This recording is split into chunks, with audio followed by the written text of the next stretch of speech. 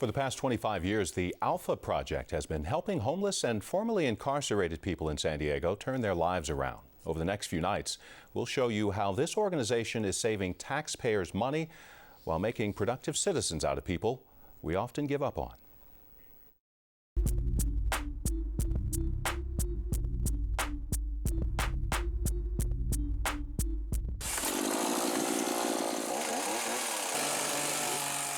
Most of these men would probably be in prison or homeless if it were not for the Alpha Project's Take Back the Streets program.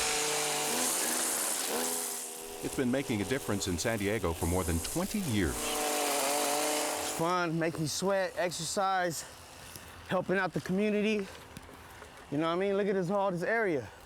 It's all messed up, so I feel good doing something good for everybody, you know? Carlos Pee Wee Juarez didn't always think that way.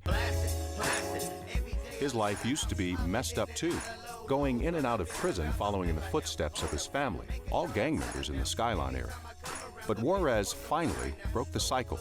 He's been sober and out of prison since 2000. Alpha Project, they blessed me with a job. They took me off, you know, I was almost gonna be homeless because I was selling drugs before I met Bob, and I was really doing bad on my way back to jail. Take Back the Streets has been providing transitional jobs and training like this brush clearing near Barrio Logan since 1987 in San Diego County. Juarez likes to produce rap songs and often talks to school kids about the mistakes he wishes he didn't make growing up. I have to be a good role model for them to look up to me, for me to talk about what I'm doing now, and I have to lead by example. Each crew member behind me is paid about $10 an hour to clear brush and weeds, even provide graffiti removal, while some other crews provide security at various venues.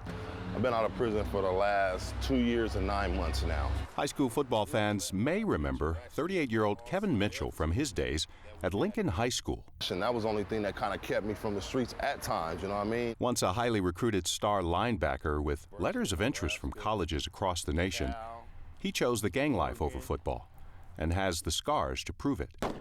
Shot 4 different times with 9 bullet wounds and major stomach surgery twice.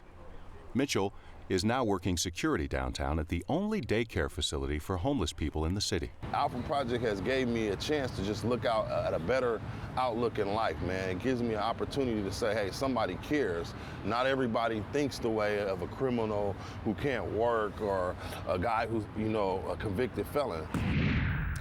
Up until a month ago, the woman you're about to meet tonight was barely making it. She's been unemployed for more than 2.5 years and was recently living in a neighborhood park. That's where I spoke with her today. What are you feeling right now on the inside, now that you're back in this park? It hurts. Tricia Stone is like many people hit hard by the Great Recession of 2008. She was one of the last people laid off before her employer went out of business. Evicted from her condo, Stone ended up secretly living here at Hillside Park in El Cajon for more than a month.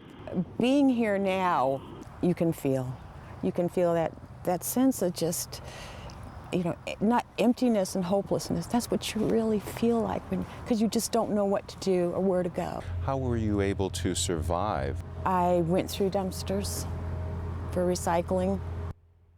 I took food when I had to. Sometimes I took fruit that people threw out, and you just cut around the bruise. Stone's 5-week ordeal is bittersweet. A stranger took her in, helped her get food stamps, a new driver's license, and access to a computer for her job search. But the bank has foreclosed on her temporary home. Now, all of them have 30 days to vacate the property. It's going to be difficult, yeah. What about you? I don't know, but you know what? I'm not going to go back to the park. Protests on the first day of May, or International Workers' Day, used to focus primarily on immigration and labor rights, but not this year. In San Diego, it drew hundreds of men, women, and children to the Civic Center Plaza, where they demanded everything from wage increases to the end to education and health care cuts. Democracy looks like. They chanted and sat in the middle of 4th and B Street as an act of civil disobedience, while police and other bystanders looked on. Protests like this one were staged across the world today.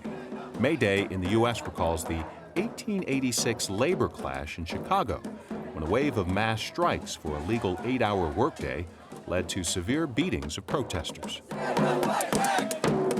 I wish that we could just go to the poll and vote and a change would occur. Hugh Moore joined the Solidarity movement.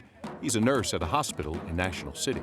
The thing that creates change is people involvement, people getting out there, and if it gets to the point where it requires people to sit down in the street and block traffic so that people are aware that the problem exists, then I'm all for that. I want to see that happen. Larissa Dorman teaches political science at San Diego City College. She came with several dozen students and says it's important to support workers locally. We know that San Diego is actually in 1912 the place of the free speech fight, one of the major free speech fights that was in favor of workers' rights here in the city. And we know today we have issues for janitors, taxi drivers, people that are working poor in this city that need help and support. And so today I think more than any other time really, when we see this wealth divide and austerity measures being placed upon our students and everyone else, it's important we stand together in solidarity. Dorman says students at City College have created the nation's first Workers' Rights Center, where they are trained in labor law to help other students understand what their rights are as workers.